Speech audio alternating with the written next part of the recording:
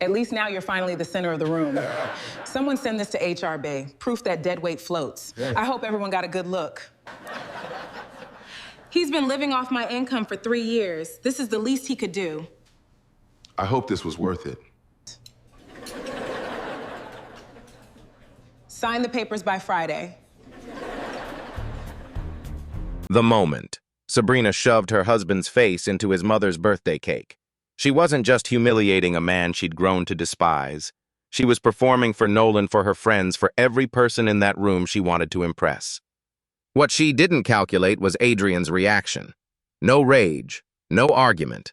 Just a quiet, deliberate motion wiping clean a watch she had never once bothered to look at closely. She told him to sign the papers. She assumed he had no leverage, no lawyer worth hiring, no world outside the one she controlled. But the calmest person in a room full of cruelty is rarely the one with nothing to lose. So what exactly was Sabrina handing him when she said sign the papers by Friday? If you've ever watched someone underestimate the wrong person, stay with this one. And if stories like this are your thing, hit subscribe. There's a lot more where this came from. The last note of happy birthday hadn't fully faded when I felt her hand land on the back of my neck. Not a tap, not a joke. A deliberate, flat-palmed press that drove my face straight down into the cake my mother and sister had spent the night before making from scratch. The frosting was cold and soft against my skin. I heard the ceramic stand scrape across the table. I heard Nolan's laugh cut through the room like something rehearsed. I heard my mother make a sound, not a gasp, not a word, just a small, sharp exhale, the kind a person makes when something breaks inside them quietly. When I sat back up, frosting covered my eyes, my nose, the collar of my shirt. Nolan had his phone raised. One of Sabrina's friends was already covering her mouth, trying to decide whether to laugh.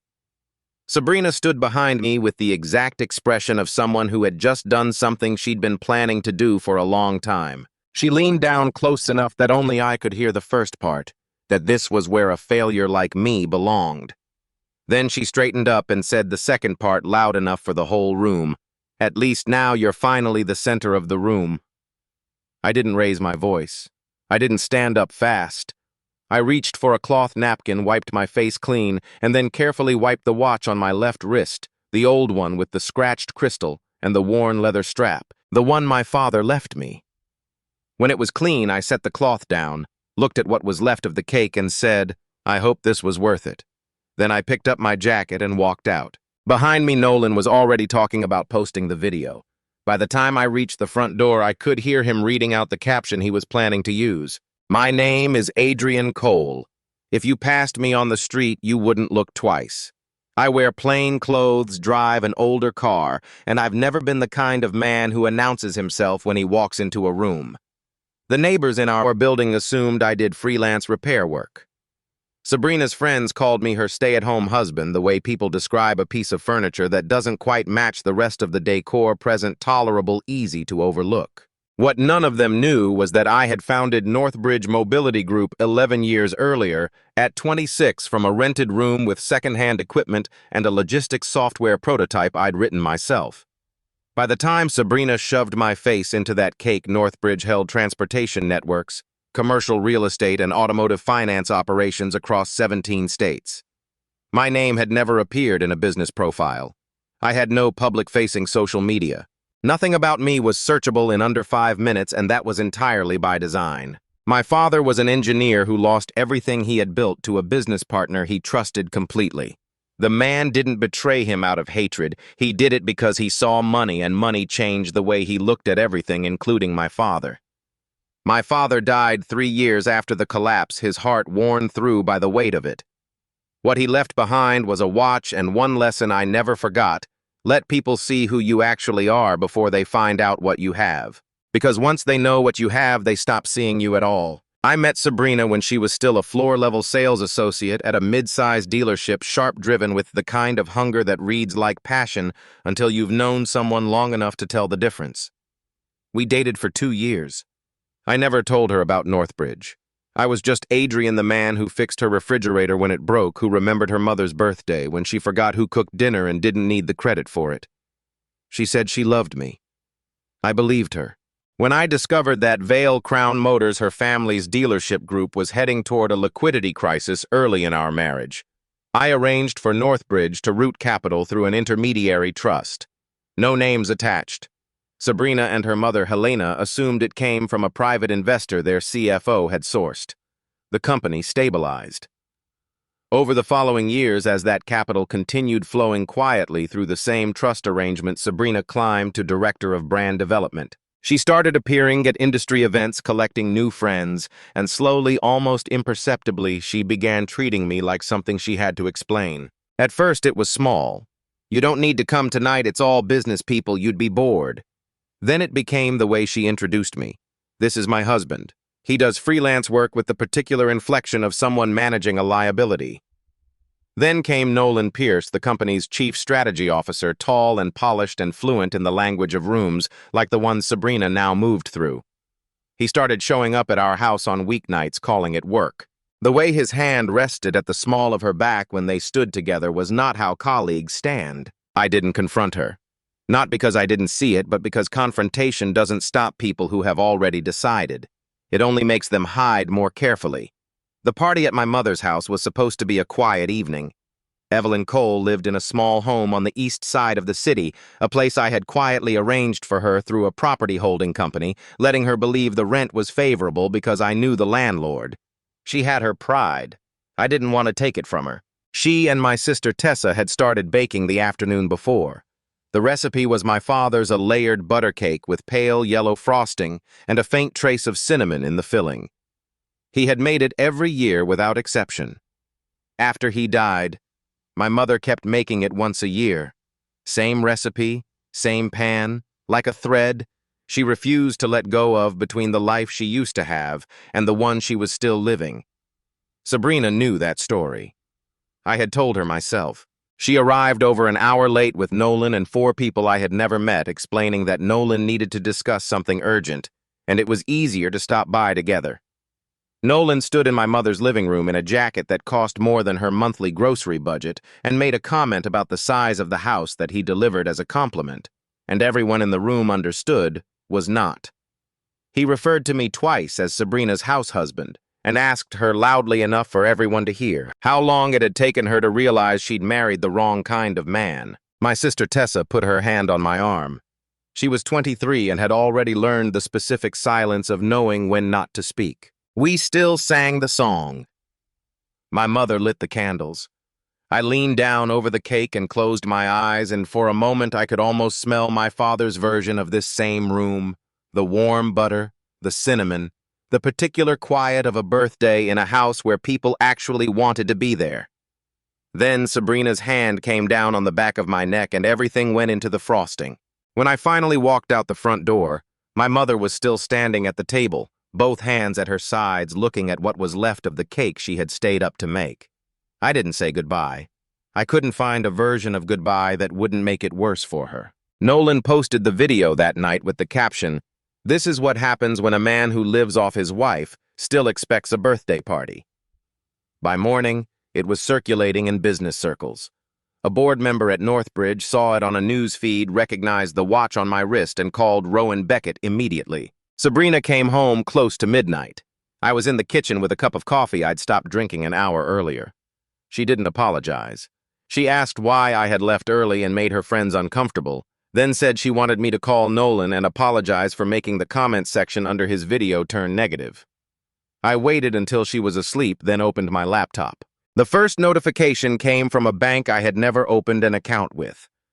A business loan had been disbursed 7 weeks earlier, signed electronically under my information with funds transferred into a Vale Crown Motors subsidiary.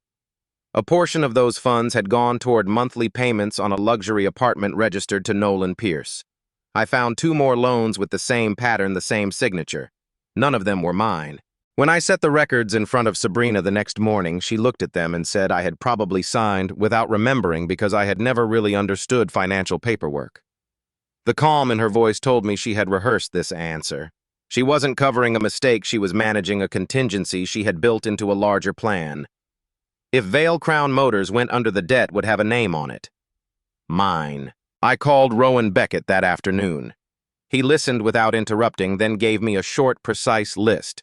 Don't confront her again. Don't change your behavior. Save every version of Nolan's video record, every call screenshot, every message. Preserve your financial records audit, every document carrying your name, and don't sign anything Sabrina puts in front of you regardless of how she frames it. You could end this tonight, Rowan said, but the question is what kind of ending you want.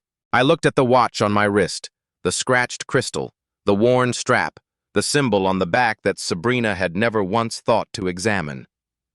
I don't want to hurt her just because she hurt me, I said. Rowan was quiet for a moment. Then we don't retaliate.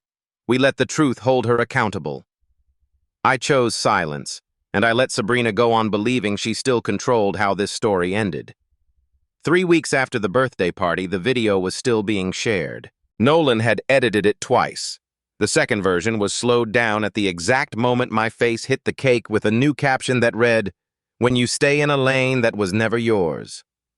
The comments had turned, but not in the direction Sabrina expected. People had started asking questions about the woman standing behind me, and not with admiration. She didn't seem to notice.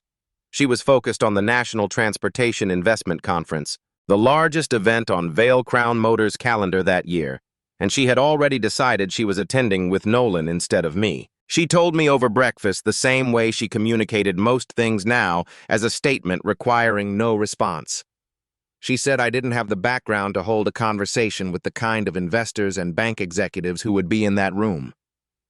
I looked at her across the table and said, "I hope you get exactly what you're looking for." She took it as agreement and moved on. What she didn't know was that Northbridge Mobility Group was the conference's primary capital sponsor, and I had reviewed the event proposal myself 3 months earlier. About a week before the conference, Helena called. Sabrina's mother skipped pleasantries entirely. She told me I should consider removing myself from the marriage voluntarily, that Sabrina had outgrown this chapter, and that a man with real dignity would recognize when it was time to step aside. She said I had no valid claim to the home Sabrina and I shared, because Sabrina was the one with the income and the future. She spoke with the confidence of someone who expected no real pushback. I recorded the entire call, then brought it to Rowan that same afternoon. He pulled up the property documents without a word. The house sat inside Cedar Crest Trust, purchased 3 years before Sabrina and I were married, funded entirely through assets I held before our relationship began. Sabrina had signed both a residency agreement and a prenuptial addendum at the time of our wedding. She hadn't read either one carefully because she had been certain back then that I had nothing worth protecting. Rowan let that settle, then told me something else. The building housing Vale Crown Motors' main headquarters was owned by a commercial real estate subsidiary that Northbridge controlled. Helena had called to tell me I had no claim on anything, and she had made that call from inside a building I owned. I didn't feel satisfaction. I felt the particular exhaustion of a person who has spent years watching something decay, and finally has to accept it was never going to hold. I went back through the Northbridge internal reports that night, pulling everything related to Vale Crown Motors. The company was not on the conference's list of businesses being recognized. It was on the other list flagged for urgent restructuring review. The preliminary audit took 90 minutes to read and a long time afterward to fully absorb. Revenue figures in internal reports were inflated by somewhere between 12 and 18% across at least 6 consecutive quarters. Supplier payments had been delayed for months. New loans had been used to cover old ones in a cycle that had become structural. Travel costs for Sabrina and Nolan, including 2 international trips, had been filed as corporate operating expenses. A portion of the monthly payments on Nolan's apartment had been drawn from the company's administrative budget, and scattered throughout the credit files used as guarantor on loans I had never agreed to was my name. The only reason Vale Crown Motors had not collapsed was the credit line Northbridge had been extending quietly for 4 years, the line I had approved to protect a company I believed was worth saving. I had kept her family's business alive, and she had used my name on paperwork designed to make sure I took the fall when it finally went under. The board sent me the final restructuring proposal and asked for my decision. I could pull the credit line. The company would not survive the month, but more than 300 employees, people in the service bays, on the sales floor, and the parts departments would be out of work before the end of the quarter, and none of them had made a single decision that put the company in this position. I approved the conditional rescue plan and requested a full independent audit. This company will not be destroyed to satisfy my personal pain, I told the board. But the people who caused this will not be allowed to keep running it. The day before the conference, 2 envelopes arrived at the same time. The first was from Northbridge's executive office formal confirmation that I would appear publicly for the first time as the group's chairman and chief executive. The second was from a law firm representing Sabrina. It was a divorce filing, clean and thorough, clearly prepared by someone who had spent real time on it. She was asking me to vacate the house within 14 days, offering to let me keep my clothes, my tools, and my old car. In exchange, I was expected to accept a significant share of Vale Crown Motors' outstanding debt on the basis that my name appeared as guarantor across multiple loan documents. That evening, Sabrina came home and said she was done, that she was tired of carrying someone with no ambition into the next chapter of her life, that she and Nolan were going to take Vale Crown Motors somewhere. It could never go with dead weight attached.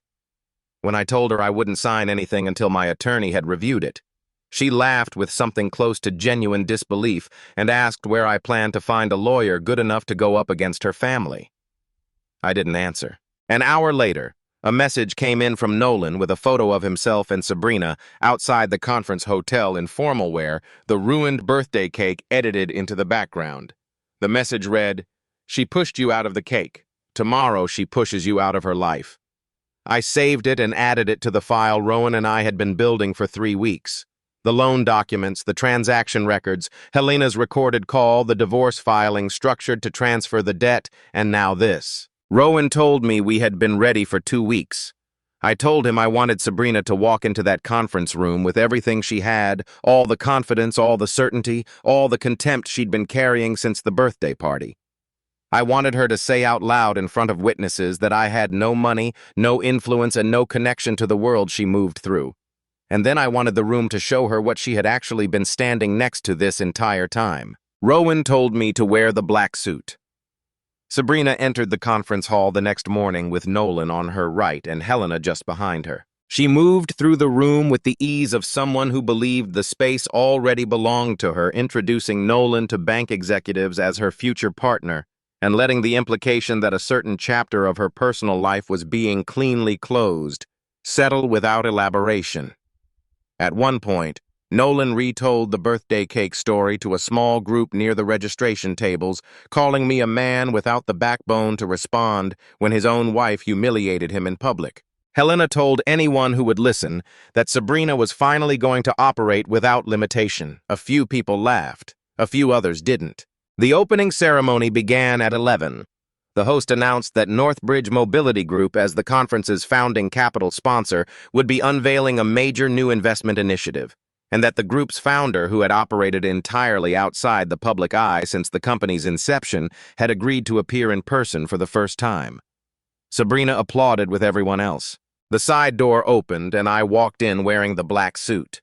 On my left wrist, clearly visible under the conference lighting, was my father's watch, the scratched crystal, the worn strap, the Northbridge Founders Trust emblem on the back that Sabrina had looked at 100 times without once thinking to read. The bank executives stood. The investment directors stood. The host spoke clearly into the microphone. "Please welcome the founder-controlling shareholder, and incoming chief executive of Northbridge Mobility Group, Mr. Adrien Cole." I walked to the stage without looking toward the section of the room where Sabrina was standing. I spoke for 20 minutes about what Northbridge looked for when directing capital honest operations, verified numbers leadership that understood the difference between real growth and the appearance of it. When I finished, the screen behind me displayed the list of businesses entering the restructuring program. Vale Crown Motors was third from the top. In the silence that settled over the corner of the room where Sabrina was standing, I heard for the first time since the night of the birthday party the sound of a person realizing they have been playing a game they never actually understood. Rowan had 2 of his legal staff waiting at the side exit when the ceremony ended. Nolan tried to walk toward the lobby. One of them stepped forward and handed him a document preservation notice and a formal request for cooperation with the internal investigation. He stood there reading it with the expression of a man who had spent months believing he was operating inside someone else's risk and was only now understanding there was no such thing. Sabrina, Helena, and Nolan were brought to a private meeting room on the floor above. I was already there when they arrived. Helena sat down immediately, her face carefully composed in the way of someone running rapid calculations behind still eyes. Nolan took the chair farthest from the door. Sabrina didn't sit at first. She stood across from me and looked at me the way a person looks at a room they thought they knew every corner of right after discovering a wall they never noticed before. "You lied to me," she said. "I kept my assets private," I said. "You hid an affair, falsified loan guarantees, and charged personal expenses to a company account. Those aren't the same thing." She said that if she had known who I really was, none of this would have happened, said it like a defense, like the logic was clean. I let her finish. "So you would only have treated me with basic respect if you knew I could destroy you." She didn't answer. She looked at the table, then the window, then back at me, anywhere but at the question itself, because there was no honest answer that didn't confirm exactly what I already knew. Rowan walked through the evidence without rushing, laying out each element in sequence. The 3 loan documents bearing my forged electronic signature. The transaction trail showing funds moving from a Vale Crown Motors subsidiary into Nolan's apartment lease. The travel records filed as corporate expenses. The audio of Helena's call instructing me to vacate a property I had owned for years before the marriage. The divorce filing structured to transfer debt liability onto me. And finally, Nolan's text message from the night before the edited photo, the caption about pushing me out of her life. When Rowan reached the section on the unauthorized loan signatures and asked Nolan directly about a specific transfer, something shifted. Nolan had been quiet for nearly 40 minutes, and the quiet had clearly been costing him. He looked at Sabrina once, then looked away and spoke. He said he had been following Sabrina's instructions. She had told him to use my information on the filings because she was certain I would never look closely enough to catch it. She had described me more than once as someone who didn't understand financial documents well enough to notice. The words landed in the room and stayed there. Sabrina turned to look at him with an expression I had never seen on her face before. Not anger, not hurt, but the specific shock of someone realizing the alliance they built their entire plan around had dissolved in a single sentence. Nolan didn't look back at her. He was already calculating his own position the way he had always been calculating, and she had simply stopped being useful to that calculation. Across the table, Helena set both hands flat on the surface and said nothing. The silence of a woman who had pushed very hard for an outcome that had just collapsed entirely. I stood up. "Rowan will handle the next steps," I said. "I've said what needed to be said." Sabrina said my name as I reached the door. I didn't turn around. The divorce settlement moved faster than I expected, partly because the evidence made extended litigation pointless, and partly because Sabrina's attorneys, once they reviewed the full prenuptial documentation, stopped advising her to fight. The Cedar Crest Trust held the house. The prenuptial agreement confirmed that the overwhelming majority of my assets predated the marriage by years. The 3 loan documents were formally determined to lack valid authorization, which removed the debt transfer Sabrina had built into her filing. In exchange for cooperation with the independent audit and an agreement not to pursue criminal charges related to the unauthorized use of my identity, Sabrina accepted personal financial responsibility for the portion of the misconduct directly tied to her decisions. Nolan was terminated, lost access to every Vale Crown Motors account and system, and faced formal repayment demands for the funds misused on his behalf. The apartment, the travel, the expenses filed under operational budgets, all of it returned to him as a number with his name on it. Which was, I noted, exactly what he and Sabrina had tried to arrange for me. Vale Crown Motors did not close. The easiest thing, the thing that would have felt in a certain dark and satisfying way, like proportion, would have been to pull the credit line and let the structure collapse. But the company's failure would have been clean justice for 3 people and a genuine catastrophe for everyone else inside it. Service technicians, floor staff, parts coordinators, small independent dealers whose entire supply chain ran through Vale Crown's distribution network. None of them had made a single decision that put the company in this position, and they would have been the ones to pay for it. I approved the rescue plan with specific conditions: full independent oversight, complete financial restatement to shareholders, replacement of every leadership member connected to the fraudulent activity, and a structured debt repayment schedule. Sabrina was barred from any management role for the entire restructuring period. The board accepted without negotiation. Helena sent a letter about 2 weeks after the settlement. It ran several pages covered in careful language about how much she had always respected me and how the situation had been misunderstood by everyone involved. The Vale name appeared in nearly every paragraph. I set it aside without responding. I sold the house. A portion of the proceeds went into a legal aid fund for people whose identities had been used by spouses to secure fraudulent debt, a form of financial abuse that existing law handled poorly, and most people didn't know had a name. The remainder went toward the bakery, not as a formal investment. I didn't want my mother and Tessa running a brand. I wanted them to have a kitchen that worked properly, 2 people to help with the morning prep, so my mother wasn't on her feet for 8 hours straight, and an air conditioning system that made the summer shifts bearable. They had been operating out of a rented commercial space for 2 years, doing well enough on their own. What I gave them was the ability to keep doing it without the parts that were grinding them down. My mother cried when she understood what I'd arranged. I told her it was a late birthday gift for the cake that got ruined. She laughed and hit the back of my hand the way she had done since I was a child when she wanted to say something she couldn't quite put into words. The video of the birthday party never fully disappeared. It circulated for months, the way things do when they carry enough emotional weight to keep people returning. But the story the comments told changed completely after the conference. What had started as footage of a husband being humiliated became evidence of something else.